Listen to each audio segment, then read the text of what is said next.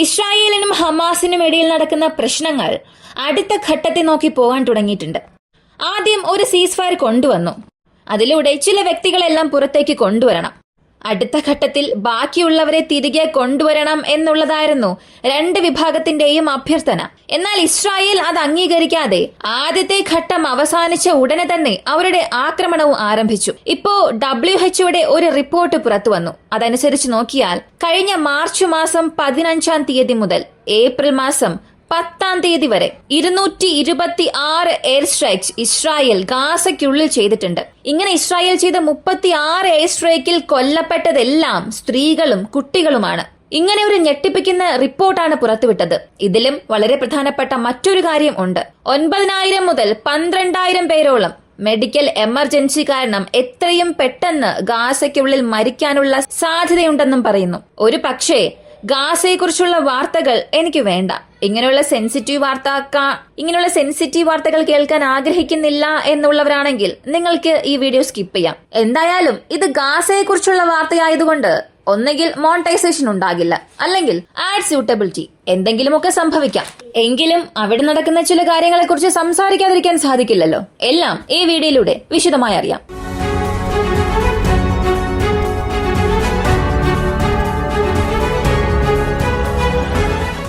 ആദ്യമായി നമ്മൾ അറിയാൻ പോകുന്നത് ഗാസയ്ക്കുള്ളിലേക്ക് പോകുന്ന അത്രയും മെഡിക്കൽ സഹായം ഇസ്രായേൽ ബ്ലോക്ക് ചെയ്തിട്ടുണ്ട്. മാർച്ച് മാസം 2-ാം തീയതി ഇസ്രായേൽ ഒരു അറിയിപ്പ് പുറത്തുവിട്ടു. UN മാത്രമല്ല, WHO-യിൽ നിന്ന് ഏതൊരു മെഡിക്കൽ സഹായവും മെഡിക്കൽ ഷിപ്മെന്റ്സും ഗാസയ്ക്കുള്ളിലേക്ക് പോകാൻ പാടില്ല.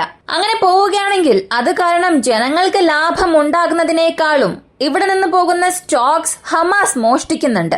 അവർ അങ്ങനെ കൊള്ളയടിക്കുന്നത് കാരണം ജനങ്ങൾക്ക് ലഭ്യമാകുന്ന ആനുകൂല്യങ്ങളെല്ലാം ഇസ്രായേലിനെതിരെയുള്ള പ്രവർത്തനങ്ങൾ നടത്തുന്ന ഹമാസിലേക്കാണ് പോകുന്നത്. ഇത് ഞങ്ങളെ കൊണ്ട് ഒട്ടും തന്നെ അംഗീകരിക്കാനേ സാധിക്കുന്നില്ല. ഇവർ സിവിലിയൻസിനെ ഒരു ഷെൽട്ടറായി ഉപയോഗിച്ച്, അവരെ ഷീൽഡായി ഉപയോഗിച്ച് ഹമാസ് വളരുന്നത് ഞങ്ങളെ കൊണ്ട് തടയാൻ കഴിയുന്നില്ല എന്ന വാർത്ത പറഞ്ഞു.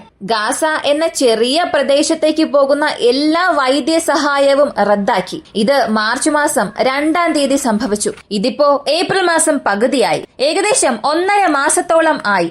ഇടയ്ക്ക് സീസ് ഫയർ വന്നപ്പോൾ ചില നിയന്ത്രണങ്ങളോടുകൂടി 40 ട്രക്ക് അല്ലെങ്കിൽ 50 ട്രക്കിനെയോളം അകത്തേക്ക് അയച്ചിരുന്നു. വൈദ്യസഹായം ഇവിടെയെല്ലാം പോകണം, വൈദ്യസഹായം ഇത്ര പ്രദേശങ്ങളിലേക്ക്, ഖാൻ യൂനിസ്, സെൻട്രൽ ഗാസ ഇങ്ങനെയുള്ള പ്രദേശങ്ങളിലേക്ക് പോകണം, ആശുപത്രികൾ വീണ്ടും കൊണ്ടുവരാനുള്ള ശ്രമങ്ങൾ ഇവയെല്ലാം എടുത്തിരുന്നു. ചില പ്രദേശങ്ങളിൽ അങ്ങനെയുള്ള സഹായങ്ങൾ പോയിരുന്നു. എന്നാൽ ഈ 1.5 മാസത്തെ ഗ്യാപ്പിൽ ഇവയെല്ലാം വീണ്ടും തടഞ്ഞതുകൊണ്ട് ക്രിട്ടിക്കൽ സപ്ലൈസ് എല്ലാം അവസാനിച്ചു.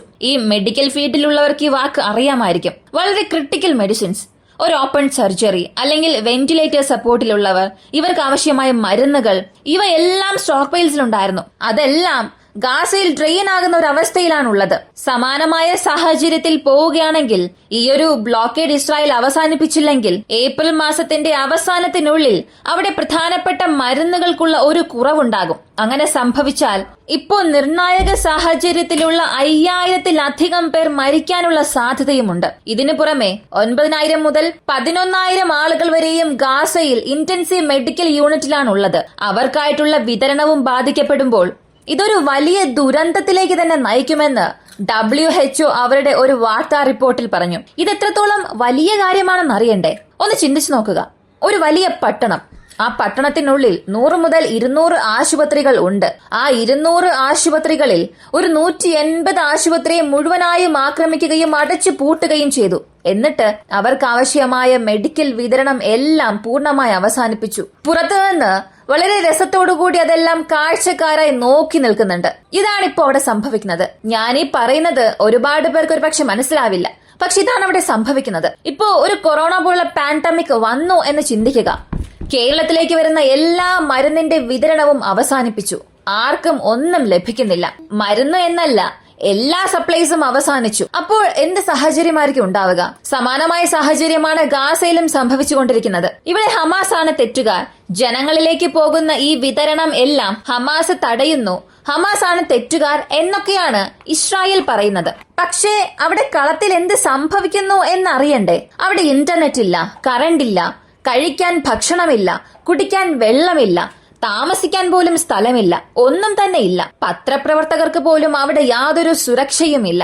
ഒരു 10 ദിവസത്തിന് മുൻപ് പോലും സഹായം ചെയ്യുന്ന എയ്ഡ് ഗ്രൂപ്പ്സിലുള്ള 2-3 വർക്കേഴ്സ് അവിടെ മരിച്ചിരുന്നു. അത്രത്തോളം യാതൊരു സുരക്ഷയുമില്ലാത്ത ഒരു പ്രദേശം. എത്രത്തോളം പ്രശ്നങ്ങൾ അവിടെ പോയിക്കൊണ്ടിരിക്കുന്നു എന്ന് പോലും അറിയില്ല. ഇതിനിടയിലാണ് WHO ഒരു റിപ്പോർട്ട് തയ്യാറാക്കുകയും ഇത്രയേറെ പ്രശ്നങ്ങൾ അവിടെ സംഭവിക്കുന്നു എന്ന് ഗ്രൗണ്ടിൽ ചെന്ന് വെരിഫൈ ചെയ്തതിന് ശേഷമാണ് ആ റിപ്പോർട്ട് പുറത്തുവിട്ടത്. പക്ഷെ നമ്മൾ ഈ റിപ്പോർട്ടിനെ കുറിച്ച് പുറത്തു പറയുമ്പോൾ സ്ഥിതിഗതികൾ അവിടെ വീണ്ടും മോശമാകും എന്നതല്ലാതെ മറ്റൊന്നും അവിടെ സംഭവിക്കില്ല. കൂടാതെ ഈ മാർച്ച് മാസം മുതൽ ഇപ്പോൾ ഈ മാസം പകുതി വരെയും 260 സ്ട്രൈക്സ് നടത്തി. 220 വ്യോമാക്രമണങ്ങൾ, പിന്നെ ആർട്ടിലറി സ്ട്രൈക്സ്, അവരുടെ ടാങ്ക് ആക്രമണം, ഇവയെല്ലാം മൊത്തത്തിൽ 265-ലധികം സ്ട്രൈക്സ് ഉണ്ട്. ഇതിൽ 36 സ്ട്രൈക്കിൽ മാത്രം സാധാരണക്കാരാണ് മരിച്ചത്. ഇത് സ്ഥിരീകരിച്ച വാർത്തയാണ്. ഈ സാധാരണക്കാർ സിവിലിയൻസ് എന്ന് പറയുമ്പോൾ അഡൽട്ട് മാൻ, ചെറിയ കുട്ടി, അങ്ങനെയൊന്നും തന്നെയല്ല. മരിച്ചിട്ടുള്ളത് എല്ലാം ഈ 36 എയർ സ്ട്രൈക്കിലും മരിച്ചത് സ്ത്രീകളും കുട്ടികളും മാത്രമാണ്. അപ്പോൾ 260-ൽ 36 സ്ട്രൈക്കിൽ സ്ത്രീകളും കുട്ടികളുമാണ് മരിച്ചതെന്ന് കേൾക്കുമ്പോൾ ഒട്ടും തന്നെ അംഗീകരിക്കാനേ കഴിയാത്തൊരു കാര്യമായി മാറുന്നു. ഇസ്രായേലിനെ സംബന്ധിച്ച് അവരുടെ 58 പേർ ഹമാസിന്റെ പിടിയിലാണെന്നും പറയുന്നു. അതിൽ ഒരു 30 പേരെങ്കിലും ജീവിച്ചിരിപ്പുണ്ടാകും. ബാക്കിയുള്ളവർ മരിച്ചിരിക്കാം എന്നുള്ളതാണ് ഇസ്രായേലിന്റെ വാദം. അപ്പോൾ ബാക്കിയുള്ള എല്ലാവരെയും പുറത്തേക്ക് അയക്കൂ. പുറത്തയച്ചതിനു ശേഷം നിങ്ങൾക്കുള്ള സഹായം ഞങ്ങൾ ചെയ്യും എന്ന് ഇസ്രായേൽ പറയുന്നു. പക്ഷെ ഇത് ഹമാസ് അംഗീകരിക്കുന്നില്ല. കാരണം സീസ് ഫയറിനെ തന്നെ 3 ഫേസായി തിരിച്ചത് എല്ലാ രാജ്യങ്ങളുടെ സഹകരണത്തോടും അവരുടെ ഒരു അനുവാദത്തോടും കൂടിയായിരുന്നു. അപ്പോൾ ആദ്യത്തെ ഫേസ് പൂർണ്ണമായും അവസാനിപ്പിക്കുന്നതിന് മുൻപ് ഇങ്ങനെയുള്ള പ്രശ്നങ്ങളെല്ലാം നിങ്ങൾ ഉണ്ടാക്കി. ആദ്യ ഘട്ടം അവസാനിച്ച് 2ാം ഘട്ട ചർച്ചകൾ പോലും നടന്നിട്ടില്ല. ഈ ഒരു സ്ഥിതിയിൽ ഞാൻ എന്ത് വിശ്വസിച്ചാണ് ബന്ധികളെ പുറത്തേക്ക് അയക്കുക എന്നാണ് ഹമാസ് ചോദിക്കുന്നത്. എന്നാൽ ഇസ്രായേലിനെ സംബന്ധിച്ച് ഹമാസിന്റെ യാതൊരു ആവശ്യം അല്ലെങ്കിൽ അന്താരാഷ്ട്ര തലത്തിലുള്ള പ്രഷർ ഒന്നും തന്നെ അവർ വലിയ വില കൊടുക്കുന്നേയില്ല. കാരണം അമേരിക്കയുടെ ബെസ്റ്റ് അലയാണ് ഇസ്രായേൽ. കൂടാതെ ട്രംപ് അഡ്മിനിസ്ട്രേഷനെ സംബന്ധിച്ച് ഗാസയെ മുഴുവനായും റിയൽ എസ്റ്റേറ്റ് ആക്കി മാറ്റാനുള്ള പദ്ധതിയിലാണ് അദ്ദേഹം ഉള്ളത്. അങ്ങനെയുള്ള സാഹചര്യത്തിൽ ഇസ്രായേലിന് ഇത് വീണ്ടും ഒരു മികച്ച നേട്ടം തന്നെ നൽകും. അവർക്ക് ആവശ്യമായ വെപ്പൺ ഷിപ്മെന്റ്സ് എല്ലാം വരുന്നുണ്ട്. അവർക്ക് ഏതൊക്കെ സിസ്റ്റം ആണോ ഡ്രെയിൻ ആയിക്കൊണ്ടിരുന്നത് അതെല്ലാം തിരികെ കിട്ടിയിട്ടുണ്ട്. ബൈഡൻ അഡ്മിനിസ്ട്രേഷൻ ഉണ്ടായിരുന്നപ്പോൾ, അവരുടെ ഭരണം നടന്നുകൊണ്ടിരുന്നപ്പോൾ ഉക്രൈൻ എത്രത്തോളമാണോ സഹായം നൽകിയത് അത്രത്തോളം ഒന്നും ഇസ്രായേലിന് നൽകിയില്ല. അവരെ ഒരല്പം നിയന്ത്രിച്ചു വയ്ക്കണം എന്നുള്ള ഉദ്ദേശം മാത്രമായിരുന്നു ഉണ്ടായിരുന്നത്. എന്നാൽ ബൈഡൻ അഡ്മിനിസ്ട്രേഷൻ അവസാനിപ്പിച്ച് ട്രംപ് അഡ്മിനിസ്ട്രേഷൻ വന്നു.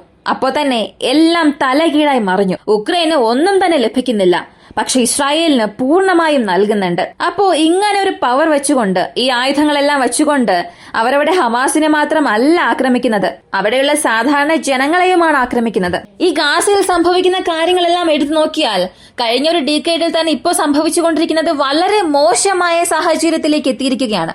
ഇതിൽ നമുക്ക് നിഷേധിക്കാൻ ഒന്നും തന്നെ ഇല്ല.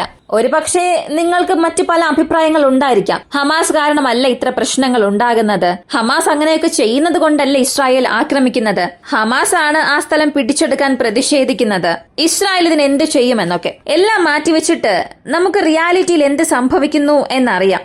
അവിടെ ഹമാസ് ചെയ്യുന്നത് കാരണം അവിടെയുള്ള ജനങ്ങളും കഷ്ടപ്പെടുന്നു. ഹമാസിനെ കാരണമായി കാണിച്ച് ഇസ്രായേലും അവിടെയുള്ള ജനങ്ങളെ ബുദ്ധിമുട്ടിപ്പിക്കുകയാണ്. ഇതൊന്നും മാത്രമാണ് ഇപ്പോൾ സംഭവിക്കുന്നത്. ഈ 2 വിഭാഗവും മറ്റൊന്നിനെ നോക്കിയും പോകുന്നില്ല. എല്ലാ പ്രശ്നവും ശരിയാക്കണം, അല്ലെങ്കിൽ ഒരവസാനത്തിലേക്ക് കൊണ്ടുവരണം, അതൊന്നും ചിന്തിക്കുന്നേയില്ല. ഇതൊന്നിനും ഒരവസാനം വന്നില്ലെങ്കിൽ തീർച്ചയായും ഗാസയ്ക്കുള്ളിലെ പാവം ജനങ്ങൾ പൂർണ്ണമായും ഒരു നാശത്തെ നോക്കി പോകും. ഇതിൽ യാതൊരു സംശയവും വേണ്ട. മറ്റ് 2 പ്രധാനപ്പെട്ട ചർച്ചകൾ കൂടെ നടക്കാൻ പോകുന്നുണ്ട്. ഒന്നാമത്തേത്, ഗാസയിൽ ഏത് രീതിയിൽ സമാധാനം കൊണ്ടുവരാം, ഗാസയിലുള്ള ബന്ധികളെ എന്ത് ചെയ്യാമെന്നുള്ളത് ഇസ്രായേലും അമേരിക്കയും ചർച്ച ചെയ്യുകയാണ്. അല്ലെങ്കിൽ ഇസ്രായേലും അമേരിക്കയുടെ അലൈസും ചേർന്ന് ഡിസ്കസ് ചെയ്യാൻ പോവുകയാണ്. മറ്റൊരു വശത്ത് ഇന്ന് ഒമനിൽ വെച്ച് ഇറാനും അമേരിക്കയ്ക്കും ഇടയിൽ ഈ ന്യൂക്ലിയർ ഡീൽ സംബന്ധിക്കുന്ന പ്രധാനപ്പെട്ട തീരുമാനം എടുക്കാൻ പോവുകയാണ്. ഇതിൽ ഇറാനും അമേരിക്കയ്ക്കും ഇടയിലുള്ള പ്രശ്നത്തെക്കുറിച്ച് നമുക്ക് അവസാനം അറിയാം. അതിനെ മാറ്റിവെച്ചിട്ട് ഇസ്രായേലിനെ കുറിച്ചുള്ള പ്രശ്നം എടുക്കാം. ആദ്യം ഒരു ചർച്ച 2 വിഭാഗത്തിനും ഇടയിൽ നടക്കണം എന്നുണ്ടെങ്കിൽ അതിനെ റെപ്രസെന്റ് ചെയ്യുന്നതിന് ആരെങ്കിലും ഉണ്ടാകണം. റഷ്യ ഉക്രൈൻ യുദ്ധത്തിലും ഇതാണ് സംഭവിച്ചത്. ഇസ്രായേൽ ഗാസ പ്രശ്നത്തിലും ഇത് തന്നെയാണ് സംഭവിക്കുന്നത്. അവിടെ റഷ്യയ്ക്കും ഉക്രൈനും ഇടയിലാണ് ഒരു പ്രശ്നമെങ്കിൽ ആ രണ്ടുപേരെയും ചർച്ചയ്ക്ക് വിളിച്ച് അമേരിക്ക ഒരു മീഡിയേറ്ററായി സംസാരിക്കണമായിരുന്നു. എന്നാൽ അങ്ങനെയല്ല സംഭവിച്ചത്. ഉക്രൈൻ ഇല്ലാതെ റഷ്യയും അമേരിക്കയും ചേർന്ന് ഒരു ചർച്ച നടത്തി. ഇവിടെയും അതുതന്നെയാണ് സംഭവിച്ചത്.